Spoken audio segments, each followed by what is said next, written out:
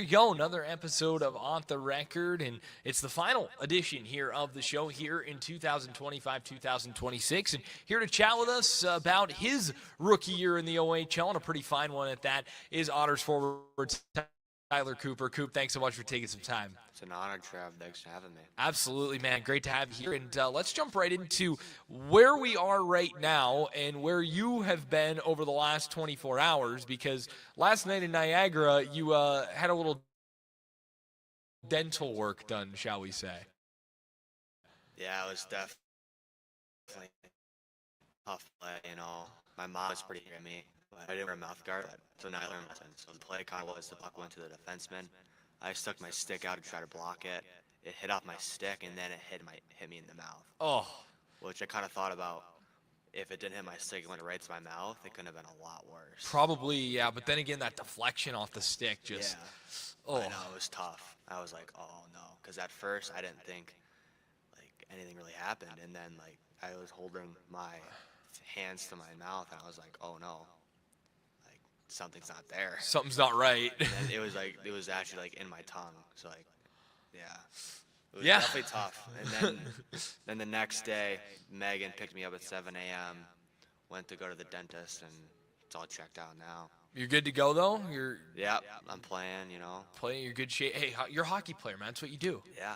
You came back in the game, no? After Yeah, that? I did. Yeah, Yep. see, that's what it's all about, man. You're Yep. learning from Jack Hughes, right, in the gold medal game for the Olympics. Yeah, that was pretty cool, to be honest with you. That was really Yeah, cool. pretty sick, man. I mean, hey, back to right, your first game back after that, and all of a sudden you're Yeah. in the same spot, I guess. But He's taking after me.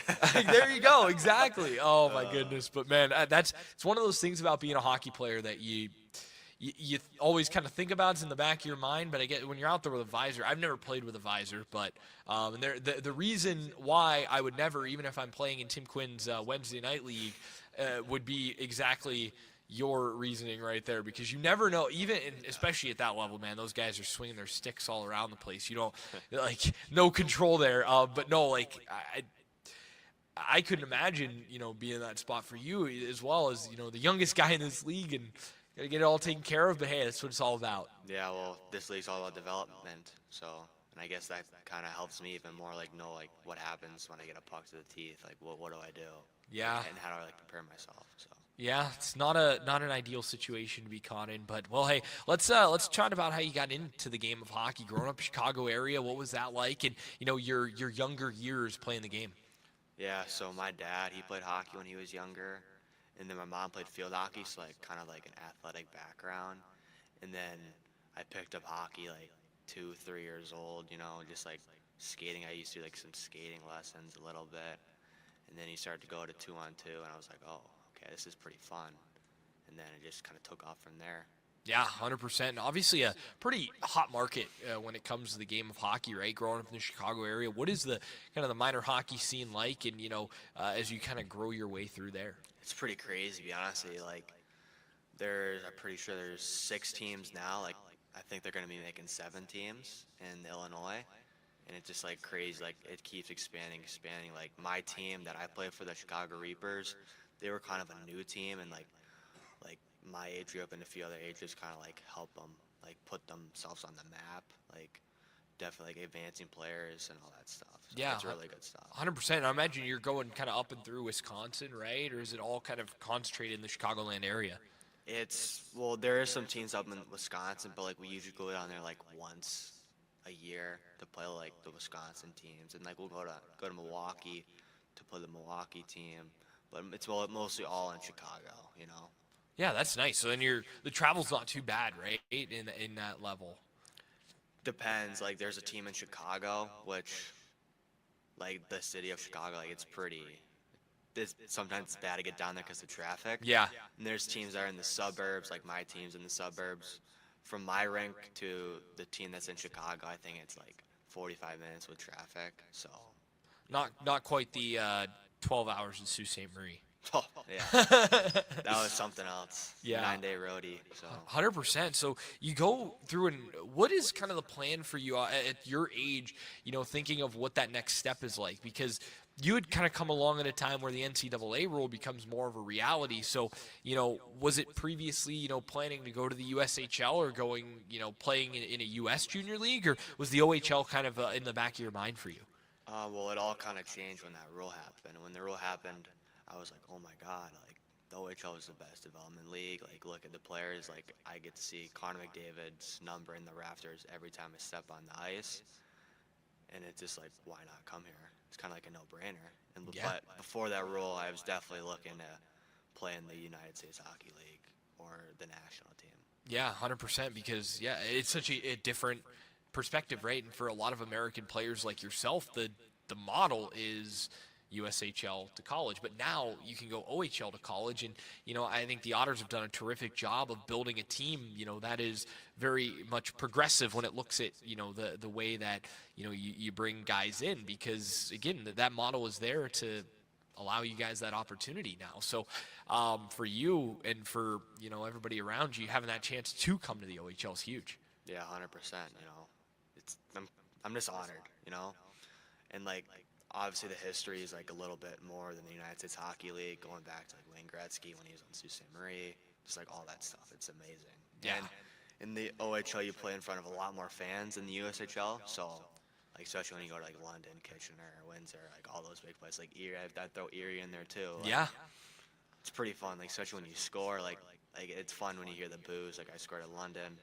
Like I think a month ago, like I heard a lot of boos. I was like, "Oh yeah, I did that." That's pretty sick, pretty isn't cool. it? Yeah, that's pretty cool. I mean, there's nothing better than walking out of Kitchener or London with a win. Like you just feel like you're 10 feet tall. Yep, because you just crush the heart and soul of those 9,000 fans that are gonna be there. It's unbelievable. But let's take you back to the draft. You hear your name called second round after a huge year, by the way, last year with Chicago Reapers. Talk me through, the draft conversations and, what it's like being a second round pick and having the opportunity to make the team coming out of camp. Yeah, I definitely talked to a few teams, and then Erie kind of popped up, and they kind of called me. Like I talked to them a little bit. And then the draft was actually pretty stressful, to be honest with you, because like this is the first big year of like the American players that want to come to the OHL, and like there's been some history, but not that much history. Yeah. But and then Erie kind of took a chance on me, and I was like, I'm grateful for them. So kudos to them. Yeah, 100%. It's again a unique situation that again, as you mentioned, it's the first year. So many guys that maybe wouldn't have wanted to make the jump now have the opportunity to do so, and being that first draft year and you being kind of amongst that initial class, it's gonna be pretty cool. Oh yeah, I'm just honored. Yeah, just honored to be drafted and be in the OHL. So you make the team out of camp. Talk me through the adjustment level for those first handful of days in training camp to that season opener, and what it's like getting adjusted to the level of the game here in this OHL. To be completely honest, it's a grind. It is so hard. Like I knew it'd be hard, but I didn't know it'd be this hard. Like I think it was like my first 40 games in, I wasn't really clicking. Like I didn't really like I'm used to last year I was getting tons of points. Like this year I'm not really getting anything going. But you just gotta stick to the process. That's kind of the biggest thing. Yeah, you always hear the jump from minor midget to the OHL is so difficult, especially for, again, you just turned 16 a couple of months ago, right? Yeah, like my body's not developed as some of the other guys. Like you can maybe tell on the ice, like I might get pushed off a puck or two, but like that's the biggest thing in summer for me. Like I just gotta get bigger and all that stuff. Yeah, 100%. That's a huge, thing for you. And again, so much time still at this level to be able to make that development. And, those first handful of games, right? Talk me through, again, that adjustment level and kind of, was there like a welcome to the OHL moment for you? Yeah, so we are actually at practice. We were doing like this one-on-one drill, and I'd cut to the middle of the ice, and Garrett Frazier was on the team at the time and just hit me, and I got a concussion right away. So I was like, all right, here we are. And then I missed the first 2 games of the year. And then That's right. I got to play against Kitchener, and I think it was their home opener. And I was like, oh, okay. Like, Pretty legit. I'm not playing in, like, rinks now. Now I'm playing in arenas with fans. Like, oh, this is legit. Yeah, Friday night at the Odd, pretty cool place to be. And to make your OHL debut there is probably pretty sweet. Oh, yeah. It was really cool. And then the next night you come back here and you beat London in overtime. Oh yeah, I was like, oh, like playing like possibly the most two historical teams in Yeah. the OHL. Yeah, when you think OHL, there's a few teams that come to mind for me: Peterborough, London, Kitchener, Windsor. I'd even put Erie in that conversation. I think especially you look at recent history and the amount of guys that are in the NHL now. This And now you got organization. Schaefer in that Yeah, history, you too, had what he Schaefer. even What he's grows. doing, unbelievable. Yeah, it's pretty amazing. I always joke with him. So I was an intern a couple of years ago, and I got to call his first OHL goal, filling in. And Sean, my old broadcast partner, who you wouldn't have met, I would always just hang on. Hey, I called Shafe's first OHL goal. That's sick. That was a pretty cool. In Niagara as well, where we just were. So yeah, that was a pretty cool moment. And yeah, to see where he is, gone. Have you gotten to meet him at all, or any? When I got drafted, He was here yeah. when we had the like thing up in the club level, yeah, right? the Otters kind of wanted all the draft picks to come up, and Kerry Terrans and Matthew Schaefer were actually hurt, so I kind of meet them, talk to them a little bit, get to know them a little bit, which I thought was so cool. Looking at back then, he was possibly first rounder, projected, who knows, but now he's first rounder, he almost made the Olympics in his first year. He's playing a lot of minutes, he's probably having a blast. Not bad, man. First overall pick, and he's just the nicest kid, isn't he? Oh yeah. Just unbelievable dude. Sounds like a big family man too. Yeah, I was seeing stuff on social media and stuff. He's It's just pretty cool. the coolest guy, and he's just aura is a word the kids throw around these days, which I guess be in that conversation.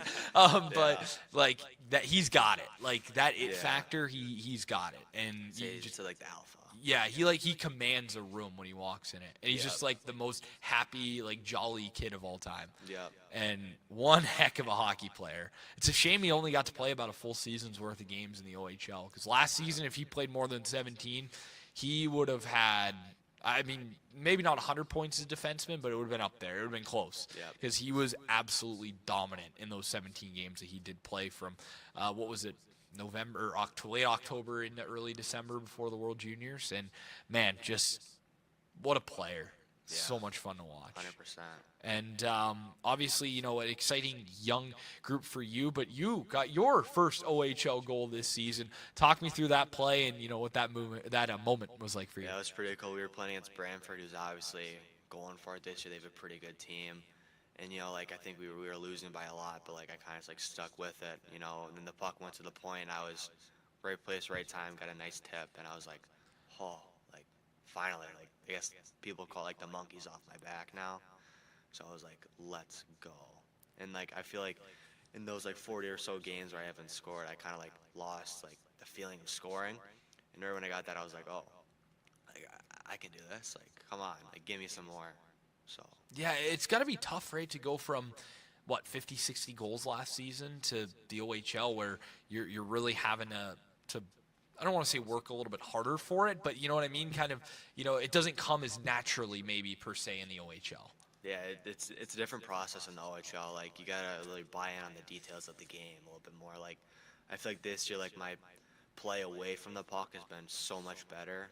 Just developed, because if you watch my games last year, I kind of had the puck a lot more than I do now, so I could just develop my game, and now I'm getting a few more goals. So How important was that first goal for you to, again, say, hey, I can do it at this level? And, again, you get that monkey off your back, and you're able to, again, you've added on it, and your game is just, it looks to me, again, from my, however hundreds of feet I am away perspective, that you've developed a ton, and you're starting to maybe look a little bit more comfortable with this level. yeah, well, my confidence level definitely rose, and I kind of stuck to the process. I was having talking to the coaches more. The staff's been really good to me, and just getting to know what he wants, what he expects of me, what I can do to buy into that, and then hopefully get more and more and more. Yeah, and able to, you're getting top power play minutes as well. How important is that for your game and, being a part of that unit? Oh yeah, it's amazing. You got some pretty good players on that, so it's kind of just I just read off them, and we're all skilled players. We can find a guy. It's all penetrate and dish. So Yeah, 100%. That's the style. And hey, when you're doing that enough, the puck's tickling the twine. So I got to ask you about your goal last night too as well. Design play off the face-off, right? When the puck to you, you just let it rip. Well, I guess I got to shout out Keenan. Keenan kind of called that play to me, and then Murray did a pretty good draw. Like, I think his first swipe, he kind of missed on it, but he like stuck with it, got it back to me, put it on a platter. Yeah, I'm not one to pat myself on the back, but I will say in that moment I'm like, hey, I'm like, so you got Murray, and of course when you're on radio you got to really paint a picture. So Murray digs in for the face-off, Tyler Cooper just hanging out top of the circle. I'm like, I think the play here just is to win the puck back to him, fire the shot, and that's ended up what happened. It went in the back of the net. So I was pretty fired up when that one went in because I'm like, you know what, like.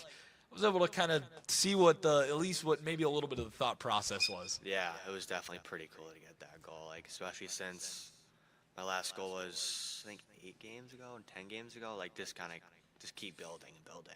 Yeah, 100%. But again, the more you build, the more those goals are going to come. And again, like you mentioned, the bigger you get, the more kind of acclimated to this league you get. Those are just they're going to come more naturally, right? It's the fascinating thing about watching this league again, and just the progression of rookies to their 17-year-old year to their 18-year-old year. It's just like.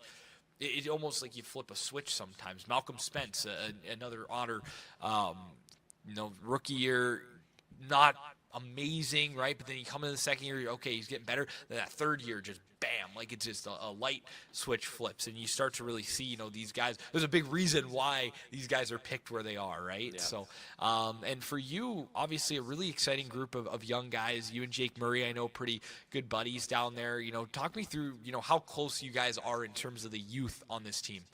Yeah, like we definitely got a lot of players that are trying to come back next year, which is obviously really good because you want to make a playoff push next year. And like we're all just really good teammates. Like, we all love each other. Like we all want to go out to eat after practice. Like, want to hang out some more. And this is like I feel like this is like how you build the foundation to winning. Yeah, 100%. I think Ken Peroff has said it multiple times. Like, the teams that win in the OHL are the teams that would do anything for the guy next to them, and you certainly get a lot of those vibes from this group. Yeah, just like look at the Olympics. Like, Canada, U.S. Like, Canada obviously had a great team, but like U.S. kind of like bought in. Like, they're a family. Like, not saying Canada wasn't a family, but they're just more of a family. Yeah, 100%. Yeah, 100%. That brotherhood, if you will, kind of adds that extra element. That's that little push you need over the line to get the job done, and you could certainly see that being built here in Erie. Again, you mentioned just how close you guys all are, and again, that goes a long way when it comes to building a team. And obviously, you look at kind of the relationship that again you have with some of these young guys.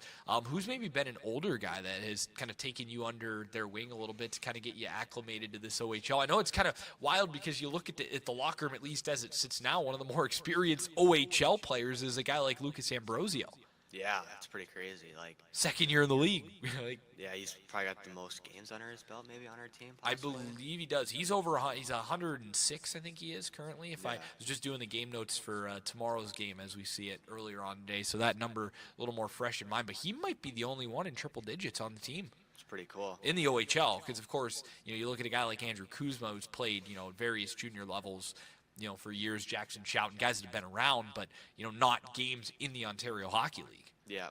Well, so going back to your question, like, I'd say off ice, kind of like how Gabriel Frasca kind of took it, and then like on ice, like I remember like I just watched Dylan Edwards, what he do like after practice, and just like, all right, like I can have that's my bag, like I can do this stuff, and then like.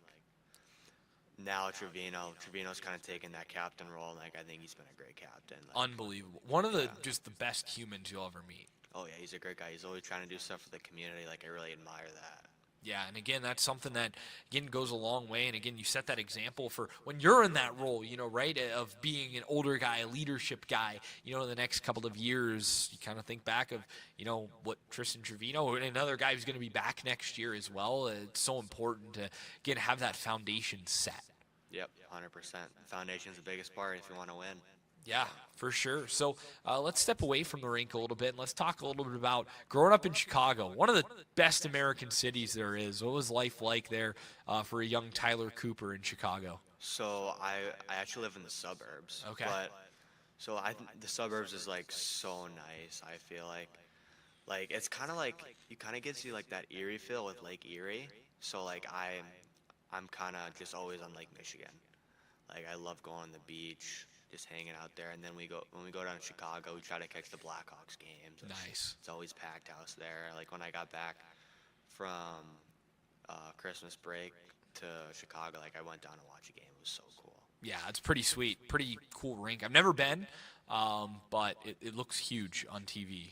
Yep, 100%. It's Like, really big. it's one of the bigger NHL rinks, pretty sure. I know Montreal's the biggest. Yeah, that's why I call it the Madhouse. Yeah. So, Madhouse on Madison, right? yep. Yeah, that's the.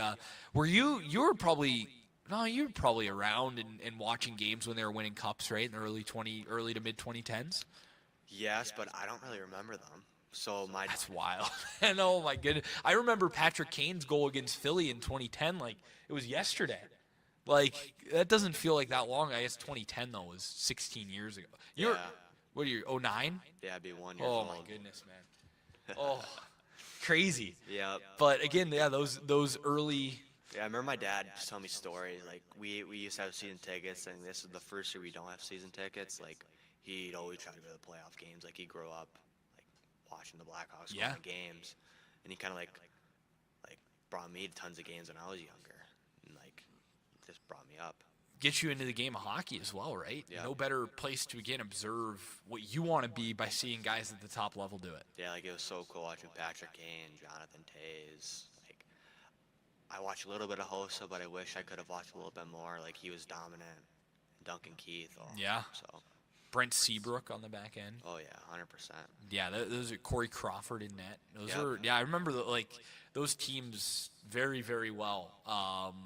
Growing up and as a Penguins guy, but never really crossed paths in the cup. Well, never did cross paths in the cup, but yeah, it was always fascinating again. Seeing those teams. But now obviously a lot of exciting young players there as well. And I know you're a big Bears fan as well, right? Yeah, I'm a pretty big Bears fan. Obviously, they had a pretty good year this year. Yeah.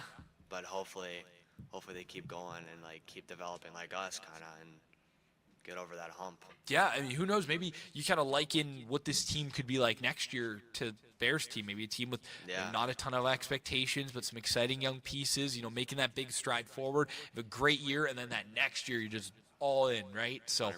fascinating to maybe think of it. That's a pretty good metaphor and pretty good, thinking of what this team could be. And obviously fascinating too, the new stadium talks with the Bears as well, which is Yeah, I know. I imagine a hot topic there in the Chicago area. Yeah, I guess it is like moving to Indianapolis maybe, and Or like into Indiana, right? Just Yep. across the border. yep, like I don't know, man.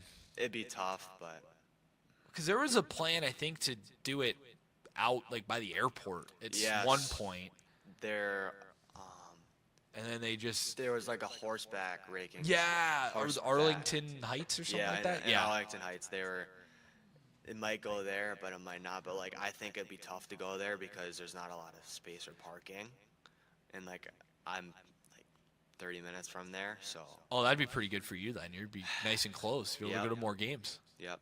But I don't know. I feel like the renovation, man, in 03. Again, it was before your time, but the place looked a lot cooler back in. You see the Yeah. highlights of like the Fog Bowl and all those legendary games with the 80s Bears and like man, Soldier Field, great. And then like I don't know the renovation like kind of like took the soul a little bit. Yeah. But oh well, it'll be fun to see, where they're going. But again, growing up in Chicago, do you have like a favorite Chicago spot that you enjoyed growing up, or you still enjoy going to today? I think just going to the beach. Just going to the beach, just hanging out. Yeah. Although you could do that here, even though. I know, like, Although there's beaches I've done it downtown. like once Okay. in Erie. It's tough though because of the weather. Yeah. So you kind of got to get it like right when you come here. Yeah. So yeah. Right during training camp, if you get a little. Although that weekend's always packed. Yeah. There's not really much time Yeah. to There's a lot of stuff to do. do much there. But no, that's pretty cool. There's like beaches downtown in Chicago, isn't there? Oh, yeah, Yeah, it's- that's cool. Like so, my dad and my mom used to live in Chicago. Like I remember they told me like they just like wake up and they go walk and it'd be so beautiful. They'd say like they go for runs. Like there'd always be tons of people. Like they're all so nice, just like so cool. And then I think it's pretty cool how it goes through Chicago too.